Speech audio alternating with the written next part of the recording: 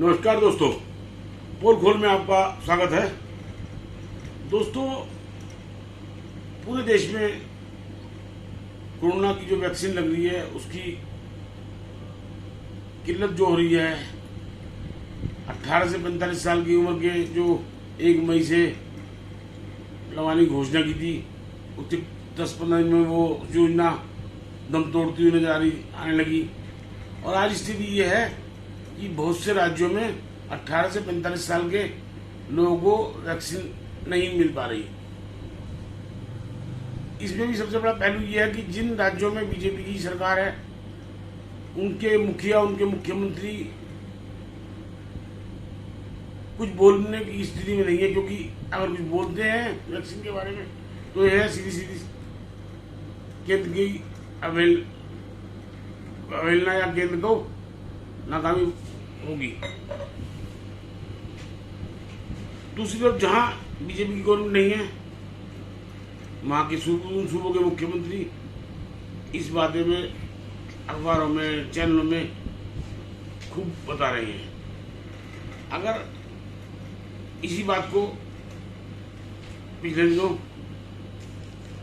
Court ने भी, माननीय न्यायालय ने भी कहा कि जब आपके पास इंतजाम नहीं था तो आपने घोषणा क्यों करी। और उसके साथ साथ जो वैक्सीन कंपनियां हैं, 2 ही कंपनियां हमारे देश में अभी तक है, लेकिन सरकार कईयों से बात कर रही है, जल्दी उनके रिजल्ट भी सामने आने वाले हैं। लेकिन इन सब चीजों के बीच कोर्ट ने कहा, जिस तरह की दिक्कतें का सामना हो रहा है, उससे कोर्ट ने कहा, हाईकोर्ट ने, दिल्ली हाईकोर्ट ने, कि जब आपूर्ति के बिना आपने टीकाकरण क्यों किया। मैं आपको पढ़ के बताता हूँ।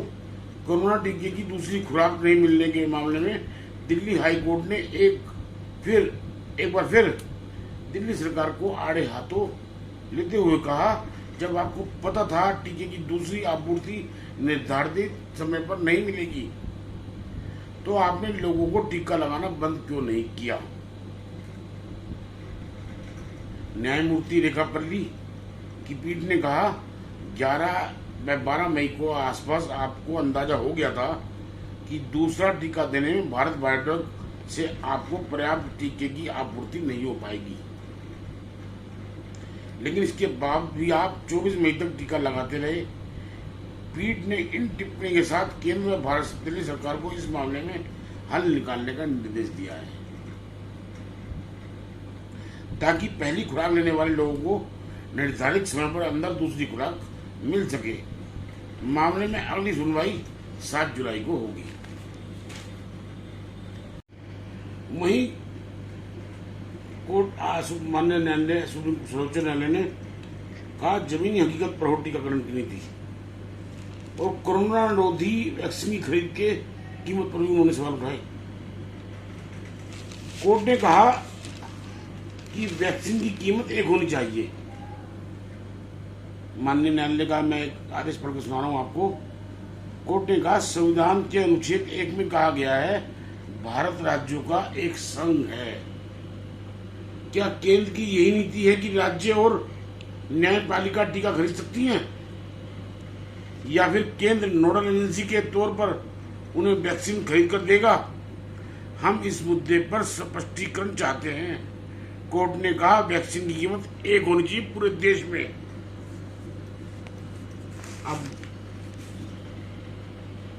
ये तो कोर्ट ने कहा, ये उसके साथ साथ केंद्र सरकार ने कुछ साल पहले जीएसटी लाई थी, और उसका तर्क ये था कि 1 नेशन 1 टैक्स। तो उस बात को ही आगे बढ़ाते हुए मैं कहना चाह रहा हूं कि कोर्ट में केंद्र सरकार की तरफ से जो अधिवक्ता पेश हुए, उन्होंने बताया कि हम थोक में वैक्सीन खरीदते हैं, इसलिए हमें सस्ती मिलती है, और राज्यों को इसलिए महंगी मिल रही है। माननीय न्यायालय उनके इस कथन से सहमत नहीं हुए। और जब हमारे भारत देश में केंद्र सरकार और राज्य सरकारें आपस में मिलजुल के काम करती हैं, तो क्या केंद्र जो थोक में बता रहे हैं कि हम खरीदते हैं इसलिए सस्ती मिलती है, वो बम्पर ऑर्डर नहीं दे सकते और वो राज्य सरकार को दे, जिससे राज्य सरकारों पर कम बोझ पड़े। कोरोना महामारी के कारण पिछले 1 सालों से राज्यों की आर्थिक स्थिति बड़ी दयनीय है। इस ऐसे समय में केंद्र सरकार जब टीका सस्ता खरीद रही है और वही टीका राज्य सरकारों को महंगा मिल रहा है, इसके लिए एक नीति बनाने की जरूरत है। वहीं दूसरी तरफ माननीय न्यायालय ने कहा कि हम मूक दर्शक नहीं रह सकते। सर्वोच्च न्यायालय ने सरकार को निर्देश दिए हैं कि सरकार तीनों वैक्सीन कोविशील्ड, कोवैक्सीन और स्पुतनिक खरीदे जाने का शुरुआत से लेकर प्राप्ति तक का पूरा ब्यौरा दे। ऑर्डर पेश करने से मिलने तक की तारीख और वैक्सीन की मात्रा भी बताएं। इसके अलावा पहले 3 चरणों के टीकाकरण का ब्यौरा भी दे। ग्रामीण व शहरी जनसंख्या के टीकाकरण का हिसाब दें। यह भी बताएं कि तीनों चरणों में बचे हुए लोगों का टीकाकरण कब तक पूरा हो पाएगा। केंद्र सरकार को ब्यौरा पेश करने के लिए 2 सप्ताह का समय दिया है। और सबसे बड़ी बात जो माननीय न्यायालय ने पूछी है केंद्र सरकार से, उन्होंने कहा है टीकाकरण के लिए बजट में 35,000 करोड़ रुपए का प्रावधान रखा था। सरकार वो बताए वो कहां गया। और 18 से 44 आयु के वर्ग के लोगों को टीकाकरण पर क्यों नहीं हो सकता इसका उपयोग। और यह न्यायालय ने, उच्च न्यायालय ने, माननीय न्यायालय ने, उच्च न्यायालय ने यह बहुत बढ़िया प्रश्न किया है कि 35,000 करोड़ जो बजट में हमारी माननीय वित्त मंत्री सीतारमण जी ने मार्च में जो बजट आया है उसमें 35,000 करोड़ रुपए का कोरोना के उपचार के लिए या कोरोना बचाव के लिए बजट का प्रावधान रखा था। और अगर देखा जाए या हिसाब लगाया जाए तो उस 35,000 करोड़ में पूरे देश को की जनता को टीका लग सकता है। वो बजट कहाँ है और उसका इस्तेमाल क्यों नहीं हो रहा। दूसरी तरफ जब हमारे देश में टीकाकरण की शुरुआत हुई थी, कोरोना वैक्सीन के टीकाकरण की शुरुआत हुई थी, उस वक्त टीके की दूसरी डोज का समय 4 हफ्ते था, जिसे आज बढ़ाकर 10-10, 12-12 हफ्ते कर दिया गया है। और उसके साथ साथ व्हाट्सएप पर रोज मैसेज आ रहे हैं पूरे देश में,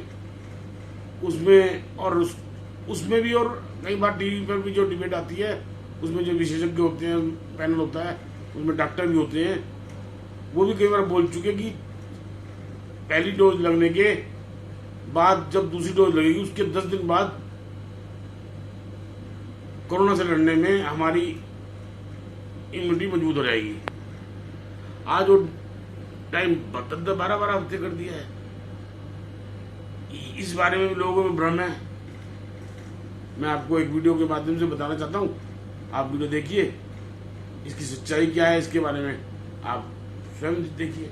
पड़ेगा नहीं, दोनों डोजेस के लिए एक बार ही रजिस्ट्रेशन कराना होगा। कोवैक्सीन और कोविशील्ड में बेहतर वैक्सीन कौन सी है? क्लिनिकल ट्रायल्स में दोनों ही वैक्सीन वायरस को रोकने में कारगर पाई गई हैं, इसीलिए दोनों ही वैक्सीन बेहतर हैं। क्या मैं दोनों वैक्सीन में से कोई भी वैक्सीन कभी भी लगवा सकता हूं अपने मन से? नहीं, ये इस पर निर्भर करता है कि आप जिस वैक्सीनेशन सेंटर पर जाएंगे वहाँ कौन सी वैक्सीन अवेलेबल है।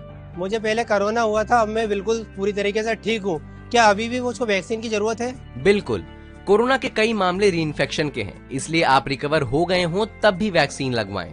किन्हें वैक्सीन नहीं लगवानी चाहिए? प्रेग्नेंट महिलाएं, स्तनपान करा रही महिलाएं, कोरोना मरीज या किसी भी गंभीर बीमारी से पीड़ित व्यक्ति वैक्सीन न लगवाएं। मैंने पहला डोज कोवैक्सीन का लगवाया, दूसरा कोविशील्ड का लगवा सकता हूँ? बिल्कुल नहीं, आप पहला डोज जिस भी वैक्सीन का लगवा रहे हैं दूसरा डोज भी उसी वैक्सीन का लगवाएं। क्या वैक्सीन लगवाने के बाद भी मास्क लगाना पड़ेगा? बिल्कुल, वैक्सीन लगवाने के बाद भी पहले की तरह ही सावधानी बरतना जरूरी है। शरीर में एंटीबॉडी बनना कब शुरू होगी? वैक्सीन के दोनों डोजेज लेने के 2 से 3 हफ्तों के भीतर शरीर में एंटीबॉडीज बनना शुरू हो जाती हैं। वैक्सीन लगने के बाद किस तरीके के लक्षण दिख सकते हैं? जिस जगह वैक्सीन लगाई गई वहां हल्का दर्द, सिर दर्द, बुखार, चिड़चिड़ापन, चक्कर आना जैसे लक्षण दिख सकते हैं। ऐसा होने पर डॉक्टर की सलाह से दवा ले सकते हैं। क्या वैक्सीन लगाने के बाद भी कोरोना हो सकता है? वैक्सीन कोरोना से बचाव की 100% गारंटी नहीं देती है, लेकिन कोरोना से लड़ने में आपकी शक्ति जरूर बढ़ा देती है। वैक्सीन से पीरियड्स पर कोई असर तो नहीं पड़ेगा? नहीं, पीरियड्स एक पूरी तरह से नेचुरल प्रक्रिया है। वैक्सीन का इससे कोई लेना देना नहीं है। वैक्सीन की कीमत कितनी है? सरकारी वैक्सीनेशन सेंटर में दोनों ही वैक्सीन मुफ्त में लगाई जा रही हैं। प्राइवेट अस्पतालों में आपको वैक्सीन के एक डोज के लिए 250 रुपए देने। इस वीडियो में जो बता रहे हैं उसकी क्या सच्चाई है इसके बारे में तो सरकारी क्या करेंगी, हम तो इस बारे में विशेषज्ञ हैं नहीं। और वहीं आज जो की तारीख में जो सबसे बड़ी जरूरत है वो ये है कि केंद्र सरकार जो पिछले कुछ दिनों से केंद्र सरकार ने जो प्रयास किए हैं वो बड़े सराहनीय हैं और उन प्रयासों से जो खबरें निकल के आ रही हैं उनके मुताबिक जून से हमारे पास कोरोना के वैक्सीन की बहुत अच्छी मात्रा में डोज हमें उपलब्ध होंगी। मैं केंद्र सरकार से गुजारिश करना चाहूँगा कि मजबूत इच्छा शक्ति के साथ जल्द से जल्द, हालांकि वो स्वयं ही इस काम को कर रहे हैं, लेकिन फिर भी मैं अनुरोध करूँगा जल्द से जल्द कोरोना की वैक्सीन उपलब्ध करवाकर और सारे देश को कोरोना से की वैक्सीन लगवाकर कोरोना से मुक्त करने का काम करें, जिससे तीसरी लहर के बारे में जो बोला जा रहा है उस लहर के आने से पहले ही देश के नागरिकों को टीका और कोरोना वैक्सीन लग जाए। इन्हीं शब्दों के साथ मैं आपसे विदा लेना चाहता हूँ। दोस्तों, मेरी बात अच्छी लगे तो आप इसे शेयर करिए, सोशल नेटवर्किंग में फैलाइए, मेरे बेल आइकन को दबा दीजिए और चैनल को सब्सक्राइब कर दीजिए। धन्यवाद।